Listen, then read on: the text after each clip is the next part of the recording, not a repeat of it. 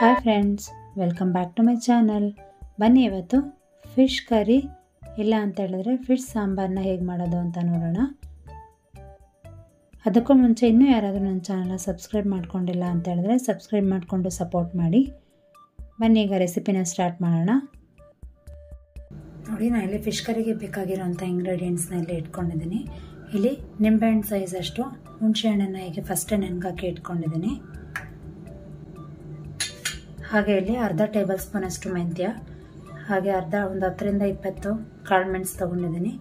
1 table spoon ಅಷ್ಟು ಧನಿಯಾ ಬೀಜ, ಸಾಂಬಾರು ಬೀಜ ಅಂತಾರಲ್ಲ ಅದು, 1 ಟೀ ಸ್ಪೂನ್ ಅಷ್ಟು ಅರಿಶಿನ ಪುಡಿ, ಹಾಗೆ 1/4 ಟೇಬಲ್ ಸ್ಪೂನ್ ಅಷ್ಟು ಜೀರಿಗೆ, ಸ್ವಲ್ಪ ಸಾಸಿವೆ, ಒಂದು ಸ್ವಲ್ಪ ಶುಂಠಿ, ಹಾಗೆ ಒಂದು 10 ಇಳ್ಕಷ್ಟು ಬೆಳ್ಳುಳ್ಳಿ, ಒಂದು ಅರ್ಧ ಭಾಗದಷ್ಟು ತೆಂಗಿನಕಾಯಿ ತುರಿ ತೊಗೊಂಡಿದ್ದೀನಿ. ಹಾಗೆ ಇಲ್ಲಿ 1.5 ಟೇಬಲ್ ಸ್ಪೂನ್ ಅಷ್ಟು ಅಚ್ಕಾರದ ಪುಡಿ ತೊಗೊಂಡಿದ್ದೀನಿ. ಇಲ್ಲಿ ನಾನು ಆ್ಯಕ್ಚುಲಿ ಒಣಮೆಣ್ಸಿನ್ಕಾಯಿನೇ ತೊಗೋಬೇಕಿತ್ತು, ಬ್ಯಾಡಗಿ ಮೆಣಸಿನ್ಕಾಯಿ ಹಾಕಿದ್ರೆ ತುಂಬಾ ಚೆನ್ನಾಗಿರುತ್ತೆ, ಬಟ್ ಅದಿಲ್ಲ ಅನ್ನೋ ಕಾರಣಕ್ಕೆ ನಾನೀಗ ಖಾರ ಪುಡಿನ ಬಳಸ್ತಾ ಇದ್ದೀನಿ.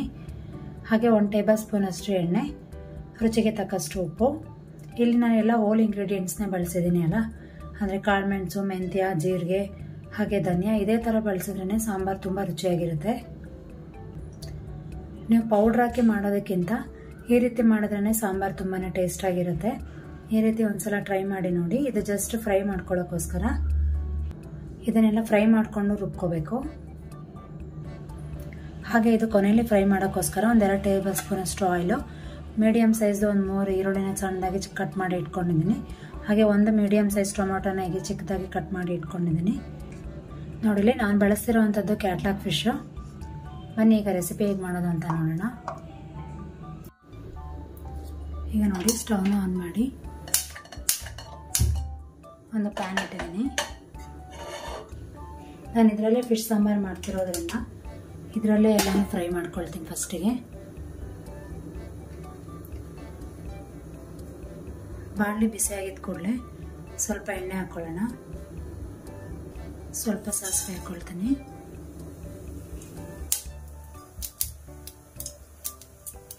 ಈಗ ನೋಡಿ, ಅದೇ ಎಣ್ಣೆಗೆ ಜೀರಿಗೆ, ಮೆಂತ್ಯ, ಕಾಳು ಮೆಣಸು,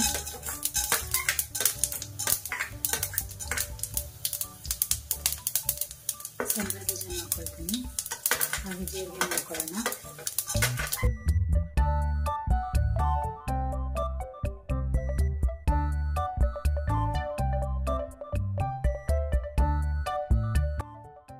ಈ ಫ್ರೈ ಆದ ಕೂಡಲೇ ಇದಕ್ಕೆ ನಾನೀಗ ತೆಂಗಿನಕಾಯಿ ಹಾಕ್ಕೊಳ್ತೀನಿ.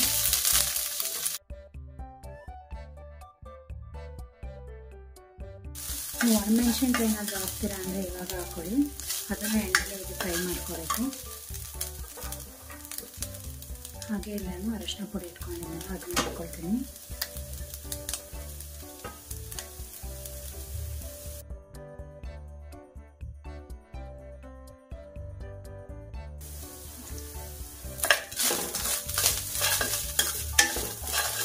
ನೋಡಿ, ಚೆನ್ನಾಗಿ ಫ್ರೈ ಆಗಿದೆ.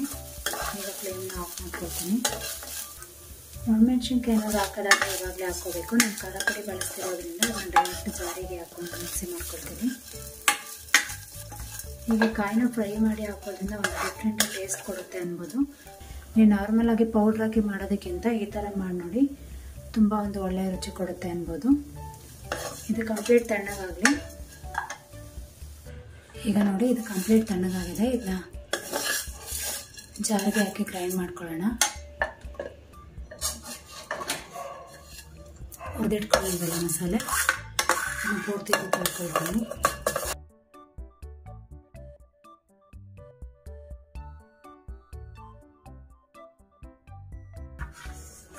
ನೋಡಿ, ಇದಕ್ಕೆ ಈಗ ಬೆಳ್ಳುಳ್ಳಿ, ಹಾಗೆ ಸ್ವಲ್ಪ ಶುಂಠಿ, ಹಾಗೆ ಹುಣಸೆಹಣ್ಣು ನೆನೆಸಿಟ್ಕೊಂಡಿದ್ವಲ್ಲ ಅದನ್ನು ಹಾಕ್ಕೊಳ್ಳೋಣ. ಬೀಜ ಇದೆಯಾ ಅಂತ ನೋಡಿ.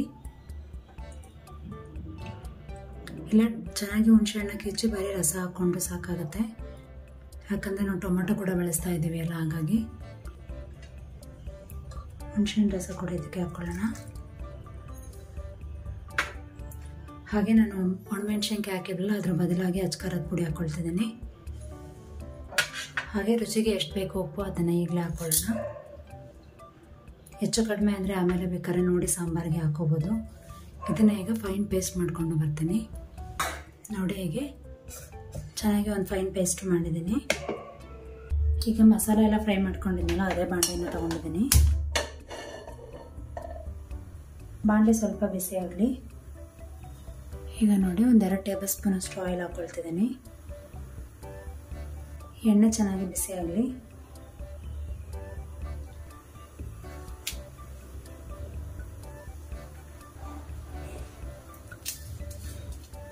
ನೋಡಿ ಎಣ್ಣೆ ಬಿಸಿ ಆಗಿದೆ. ಈರುಳ್ಳಿ ಹಾಕ್ಕೊಳ್ಳೋಣ.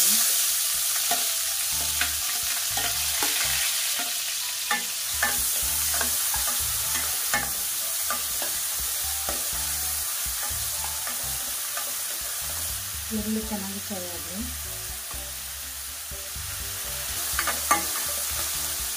ಶುಂಠಿ ಬೆಳ್ಳುಳ್ಳಿ ಪೇಸ್ಟ್ ಹಾಕ್ತೀರಾ ಅಂತ ಹೇಳಿದ್ರೆ ಈ ಟೈಮಲ್ಲಿ ಹಾಕೊಳ್ಳಿ. ನಾನು ಎಳ್ಕು ಬಳಸ್ತಿರೋದ್ರಿಂದ ಅದು ಶುಂಠಿ ಪೀಸಸ್ನ ಹಾಕಿರೋದ್ರಿಂದ ನಾನು ರುಬ್ಬೋಕ್ಕೆ ಹಾಕ್ಕೊಂಡಿದ್ದೀನಿ. ಏನಾದ್ರು ಪೇಸ್ಟ್ ಏನಾದ್ರು ಹಾಕ್ತೀರಾ ಅಂತ ಹೇಳಿದ್ರೆ ಈ ಟೈಮಲ್ಲಿ ಹಾಕೊಳ್ಳಿ.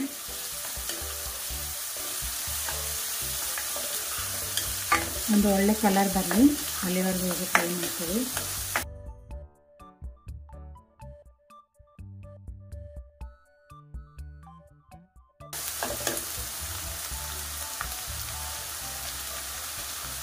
ಈಗ ಇದಕ್ಕೆ ಟೊಮೊಟೊ ಹಾಕ್ಕೊಳ್ತಿದ್ದೀನಿ.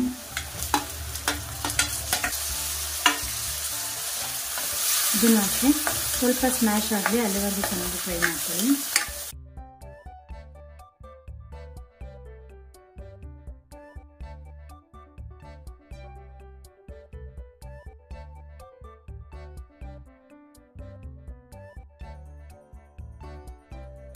ನೋಡಿ ಇಷ್ಟಾದರೆ ಸಾಕಾಗುತ್ತೆ. ಈಗ ರುಬ್ಬಿಟ್ಕೊಂಡಿದ್ವಲ್ಲ ಮಸಾಲ ಅದನ್ನು ಹಾಕೊಳ್ಳೋಣ.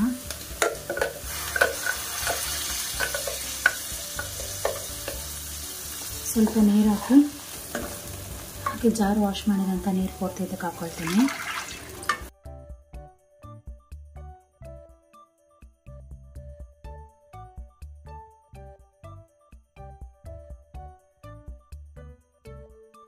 ಈಗ ಲಿಡ್ನ ಮುಚ್ಚಿ 1-2 ನಿಮಿಷ ಚೆನ್ನಾಗಿ ಕುಕ್ ಆಗೋಕ್ಕೆ ಬಿಡ್ತೀನಿ. ಇವಾಗಲೇ ಚೆನ್ನಾಗಿ ಮಸಾಲೆ ಕುದಿಬೇಕು. ಚೆನ್ನಾಗಿ ಕುದ್ಮೇಲೆ ನಾವು ಫಿಶ್ನ ಹಾಕುವಂಥದ್ದು.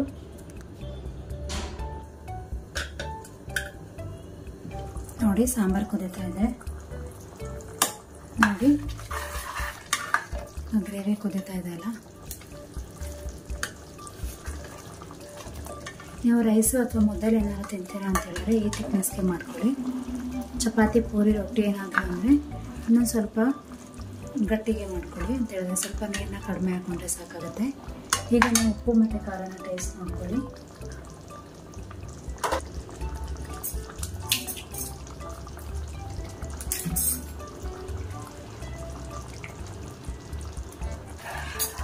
ನೋಡಿ ಟೇಸ್ಟ್ ತುಂಬಾ ಚೆನ್ನಾಗಿದೆ. ಆದರೆ ಸ್ವಲ್ಪ ಖಾರ ಆಯಿತು. ನೋಡಿ ಎಷ್ಟು ಕುದೀತಾ ಇದೆ ಅಲ್ವಾ. ಇವಾಗ ನಾನು ಫಿಶ್ನೆಲ್ಲ ಹಾಕ್ಕೊಳ್ತೀನಿ.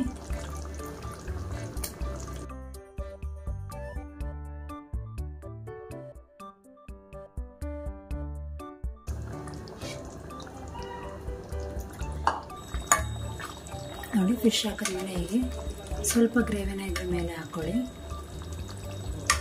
ಇದು ತುಂಬ ಹೊತ್ತು ಕುದಿಸೋಕೆ ಹೋಗ್ಬೇಡಿ. 1-2 ನಿಮಿಷ ಕುಕ್ಕಾದರೆ ಸಾಕಾಗುತ್ತೆ. ಜಾಸ್ತಿ ಹೊತ್ತು ಏನಾದ್ರು ಕುದಿಸ್ಬಿಟ್ರೆ ನಿಮಗದು ಫಿಶ್ ಪೂರ್ತಿ ಮೂಳೆ ಎಲ್ಲ ಸಪ್ರೇಟ್ ಆಗಿಬಿಡುತ್ತೆ. ನೋಡಿ ಅದಕ್ಕೆ ಸ್ವಲ್ಪ ಅಗಲವಾದ ಬಾಣಲೆನ ಅಥವಾ ಪಾತ್ರೆನ ಬಳಸಿ ನೀವು ಈ ಥರ ಗ್ರೇವಿ ಆಗಲಿ ಏನಾದರೂ ಮಾಡ್ಕೋಬೇಕಾಗುತ್ತೆ.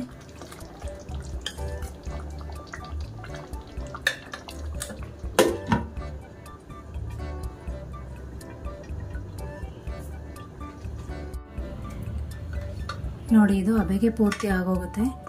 ಈಗ ಇಷ್ಟಾದರೆ ಸಾಕಾಗುತ್ತೆ. ನೋಡಿ ಫಿಶ್ ಹೇಗಾಗಿದೆ.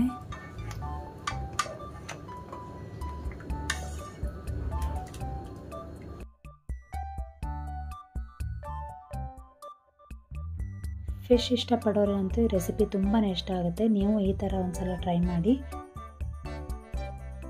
ನೋಡಿ. ಫಿಶ್ ಕರಿ ಹೇಗಾಗಿದೆ ಅಂತೇಳಿ ತುಂಬಾ ಚೆನ್ನಾಗಾಗಿದೆ. ನೀವು ರೊಟ್ಟಿ ದೋಸೆ ಚಪಾತಿ ಏನಾದ್ರು ತಿಂತೀರಾ ಅಂತ ಹೇಳಿದ್ರೆ ಈ ಥಿಕ್ನೆಸ್ಸಲ್ಲಿ ಇರಲಿ. ಇನ್ ಕೇಸ್ ಸಾಂಬಾರು ಅಥವಾ ಮುದ್ದೆಗೆ ಏನಾದ್ರು ತಿಂತೀರಾ ಅಂತ ಹೇಳಿದ್ರೆ ಇನ್ನೊಂದು ಸ್ವಲ್ಪ ನೀರು ಹಾಕಿ ಸ್ವಲ್ಪ ತೆಳುವಾಗಿ ಮಾಡ್ಕೊಳ್ಳಿ. ನಾನು ಒಂದು ಶಾರ್ಟ್ಸ್ನ ಅಪ್ಲೋಡ್ ಮಾಡಿದ್ದೆ. ಆರ್ಗನೈಸರ್ ಅಂತೇಳಿದರೆ ಜ್ಯುವೆಲರಿ ಆರ್ಗನೈಸರ್ ಅಂತೇಳಿ. ಬಟ್ ಅದರಲ್ಲಿ ಎಕ್ಸ್ಪ್ಲೈನ್ ಮಾಡೋಕ್ಕೆ ಆಗಿರಲಿಲ್ಲ ಆ ಬಾಕ್ಸ್ ಬಗ್ಗೆ. ಯಾಕಂತೇಳಿದ್ರೆ ಶಾರ್ಟ್ಸ್ ಅಂದರೆ ಜಸ್ಟ್ 1 ಮಿನಿಟ್ ಇರುತ್ತೆ. ಅದರಲ್ಲಿ ನಾನು ಆ ಬಾಕ್ಸ್ ಬಗ್ಗೆ ಕಂಪ್ಲೀಟಾಗಿ ಎಕ್ಸ್ಪ್ಲೈನ್ ಮಾಡೋಕ್ಕೆ ಆಗಲಿಲ್ಲ. ಹಾಗಾಗಿ ನಾನು ಈ ವಿಡಿಯೋದಲ್ಲಿ ಅಂದರೆ ಈ ಕುಕ್ಕಿಂಗ್ ವಿಡಿಯೋದಲ್ಲೇ ಇದನ್ನು ಆ್ಯಡ್ ಮಾಡೋಣ ಅಂತ ಇದ್ದೀನಿ. ನೀವು ಹೋಗಿ ಕ್ಲಿಪ್ಪಿಂಗ್ಸ್ನ ನೋಡಿ.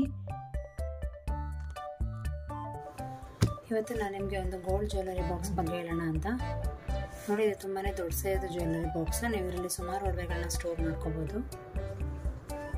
ಇದರಲ್ಲಿ ಲಾಕಿಂಗ್ ಸಿಸ್ಟಮ್ ಕೂಡ ಇದೆ.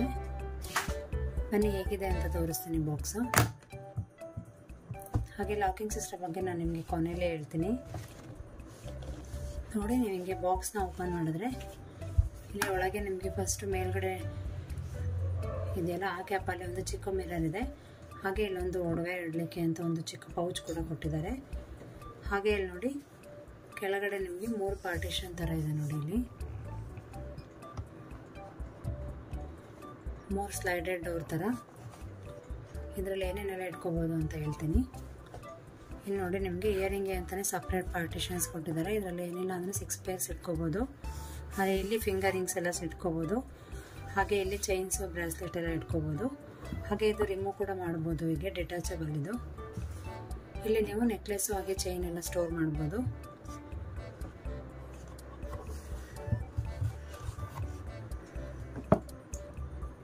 ಇಲ್ಲಿ ಬಂದರೆ ನೋಡಿ, ನೀವು ಬ್ಯಾಂಗಲ್ಸ್ನ ಇಟ್ಕೊಳ್ಳೋಕ್ಕೆ ಅಂತ ನಿಮಗೆ ಈ ಥರ 3 ರಿಂಗ್ಸ್ ಕೊಟ್ಟಿದ್ದಾರೆ. ಇಲ್ಲಿ ನೀವು 3 ಪೇರ್ಸ್ ಅಥವಾ ಸ್ವಲ್ಪ ಹಿಡಿಸುತ್ತೆ ಅಂತ ಹೇಳಿದ್ರೆ ಇಲ್ಲಿ ಎಷ್ಟಾದರೂ ಕೂಡ ನೀವು ಬ್ಯಾಂಗಲ್ಸ್ನ ಸ್ಟೋರ್ ಮಾಡ್ಬೋದು.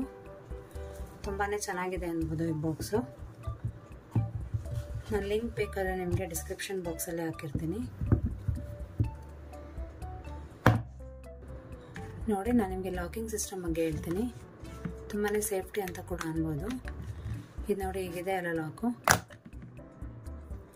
ಇಲ್ಲಿ ನಿಮಗೆ ಹೊರಗೆ ಒಂದು ಪೌಚ್ ಕೊಟ್ಟಿದ್ದಾರಲ್ಲ, ಕೆಳಗಡೆ ಒಂದು ಡೋರ್ ಥರ ಇದೆಯಲ್ಲ, ಇಲ್ಲಿ ನೋಡಿ ಒಂದು ಚಿಕ್ಕ ಬಟನ್ ಥರ ಕೊಟ್ಟಿದ್ದಾರೆ. ಇದನ್ನ ಹೀಗೆ ಪ್ರೆಸ್ ಮಾಡಿದ್ರೆ ಈ ಲಾಕ್ ನೋಡಿ ಕೆಳಗೋಯ್ತು. ಈಗ ನಿಮಗೆ ಇಲ್ಲಿ ಲಾಕ್ ರಿಲೀಸ್ ಆಗಿದೆ ಅಂತ ನೋಡಿ. ಅಲ್ಲಿ ಕೆಳಗಡೆ ನಾವು ಜಸ್ಟ್ ಲಾಕ್ ರಿಲೀಸ್ ಆದಮೇಲೆ ನಿಮಗೆ ಇಲ್ಲಿ ಯಾವ ನಂಬರ್ ಬೇಕೋ ಆ ನಂಬರ್ನ ಸೆಲೆಕ್ಟ್ ಮಾಡ್ಕೊಳ್ಳಿ. ಇಲ್ಲಿ ನೋಡಿ 963 ಅಂತ ಕೊಟ್ಟಿದ್ದೀನಲ್ಲ. ಈಗ ಮತ್ತೆ ಇಲ್ಲಿ ಒಳಗಡೆಗೆ ಓಪನ್ ಮಾಡಿ ಇದನ್ನ ಮೇಲೆ ಲಾಕ್ ಮಾಡ್ಕೋಬೇಕು. ನೋಡಿ, ಇದು ಲಾಕ್ ಮೇಲೆ ಬಂತು. ಮತ್ತು ಹೀಗೆ ಮಾಡಿ ಈ ಬಟನ್ ಇದೆಯಲ್ಲ, ಇದನ್ನ ಹೀಗೆ ಜಸ್ಟ್ ಪುಷ್ ಮಾಡಿ ಇಲ್ಲ ಲಾಕ್ ಮಾಡ್ಕೊಳ್ಳಿ. ಇದನ್ನ ಬಿಟ್ಟರೆ ಸಾಕು, ಇದು ಲಾಕ್ ಆಗುತ್ತೆ. ಈಗ ನೋಡಿ, ಹಿಂಗೆ ಮಾಡಿದ್ರೆ ಲಾಕ್ ಓಪನ್ ಆಗುತ್ತೆ. ಈಗ ನೀವು ಇದನ್ನ ಸೇಫ್ಟಿಯಾಗಿ ಒಡವೆ ಎಲ್ಲ ಎತ್ತಿಡ್ಬೇಕಂತ ಹೇಳಿದ್ರೆ ಇದನ್ನ ನಂಬರ್ ಚೇಂಜ್ ಮಾಡಿ, ಯಾರಿಗೂ ನಂಬರ್ ಗೊತ್ತಾಗಬಾರ್ದು ಅಂತ. ಈಗ ನೋಡಿ, ಯಾವುದೇ ಕಾರಣಕ್ಕೂ ಲಾಕ್ ಓಪನ್ ಆಗೋದಿಲ್ಲ. ಸೊ ನೀವು ಯಾವ ನಂಬರ್ ಇಟ್ಟಿರ್ತೀರೋ ಅದೇ ನಂಬರ್ನ ಇಟ್ಟರೆ ಮಾತ್ರ ಈಗ ಓಪನ್ ಆಗುತ್ತೆ.